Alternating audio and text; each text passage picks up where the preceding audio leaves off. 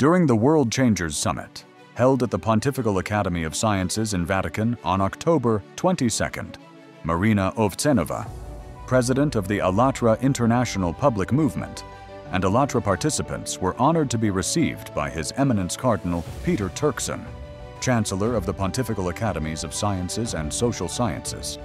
Cardinal Peter Turkson is one of the Vatican's most renowned voices.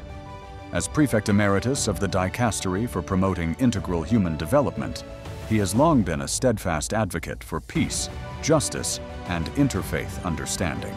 His dedication to fostering dialogue among religions and cultures has made him a true bridge builder between peoples and traditions. Through his leadership in the Vatican's academies, he has worked to unite science, ethics, and faith in the pursuit of sustainable progress and moral responsibility toward our common home.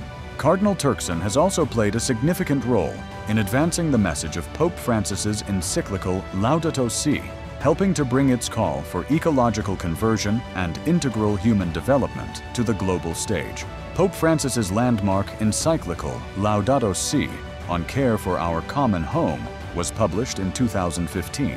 It calls for an ecological conversion, urging humanity to recognize the interconnectedness of all life and the moral duty to protect the planet. Laudato Si invites every person, regardless of faith or background, to act with compassion and responsibility toward the environment. During the meeting with ALLATRA participants, whose environmental initiatives reflect and support the message of Laudato Si, Cardinal Peter Turkson shared how he continues to spread the vision of Laudato Si, calling upon humanity to join hearts and minds in preserving the creation.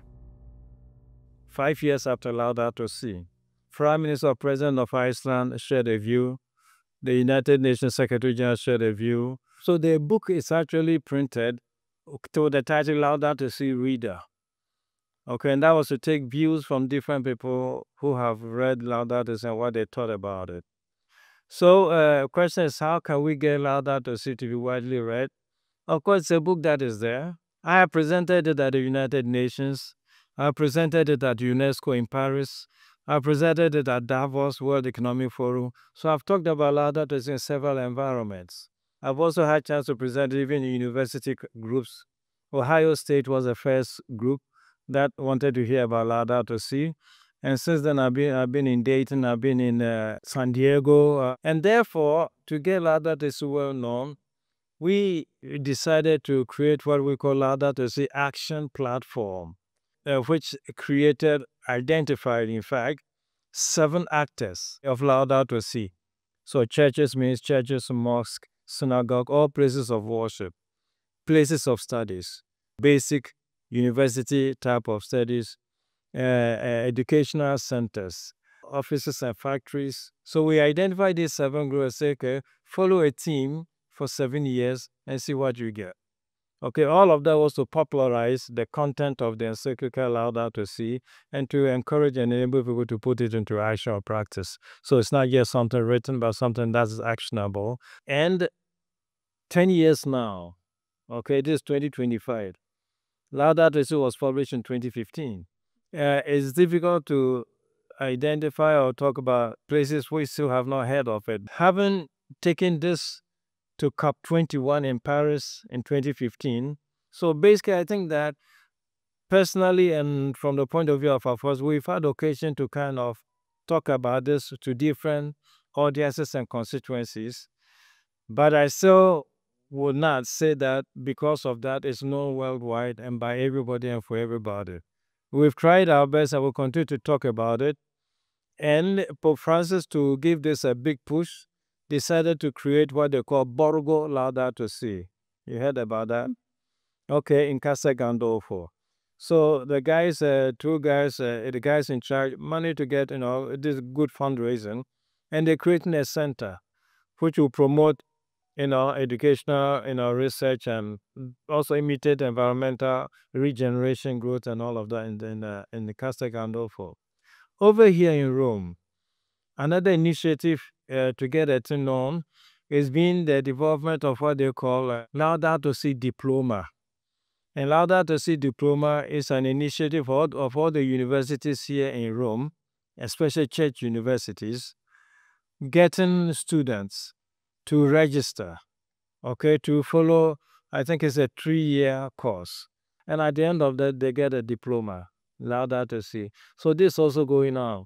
So there are a lot of initiatives to, popularize the message of Laudato Si, get it known and all.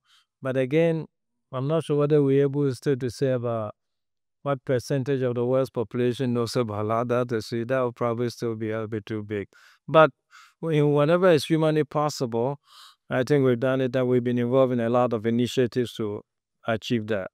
I want to say that ALLATRA movement supports Laudato Si, and right now, volunteers around the world recording videos worldwide exactly supporting this initiative and raising awareness and to the public. There are various initiatives trying to do this.